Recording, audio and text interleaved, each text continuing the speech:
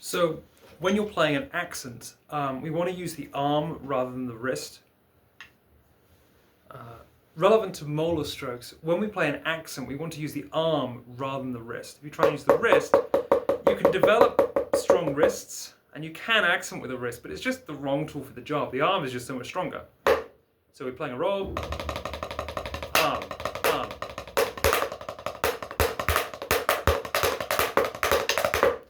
Wrists for the roll, arm for the accent. But if you're playing a lot of high-speed accents, you're using an upward motion and a downward motion to generate that force. And the Moeller motion is using an outside motion and an inside motion to increase the amount of force you're able to apply downwards. Outside, inside. We tend to focus on the on the way that it impacts us. We now have to move our arm out and in to get the force. But the way that, and would this be centrifugal force or centripetal force? I'm not sure. I'm a physics dropout. I don't know why you're asking me this. But check out the head of the stick as you make that motion. Arm up, arm down, arm up, arm down. You'll notice that the head of the stick is still approximately moving in a straight up and down motion. It's the side of the stick that's moving outward. Again, we're kind of using that as a whipping motion. And so, if I'm playing accents, you can see at this speed I really don't need that extra kind of, I don't really need to use the Moeller motion. If I'm playing much faster,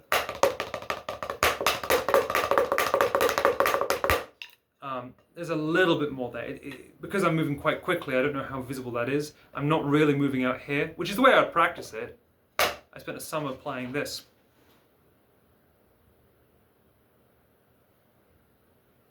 Just that speed, and it really helped. Practice the exaggerated motion, but know that it will shrink in and automatically kind of optimize itself as you play at speed. However, when you actually look at what one hand is doing during that roll, if this is wrist motion and I'm playing quite quickly, that becomes quite tiring for the wrist. So really I'm relying more on the bounce and keeping that in motion. If I'm trying to accent while I do that, I feel that I'm moving against the flow of the stick by moving upwards. So by moving outward, it feels a little bit easier to preserve the bouncing motion of the stick because I'm not pulling the stick up in this direction, bearing in mind the head of the stick is going to travel like that.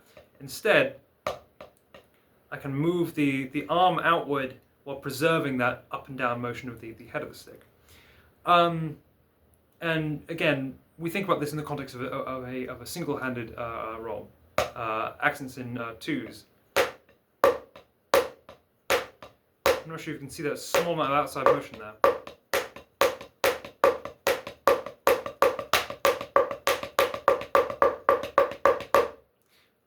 Accents in threes.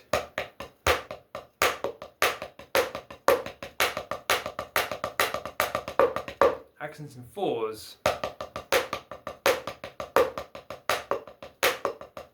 And in those contexts, I do absolutely use them a lot, when I'm kind of playing a hi-hat groove.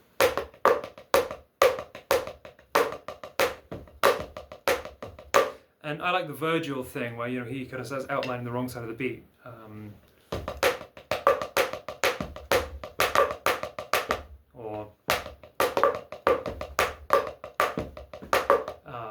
No, I can't pull it off. But, that kind of thing. The Moeller motion is maybe a little bit oversold as like a big fancy thing.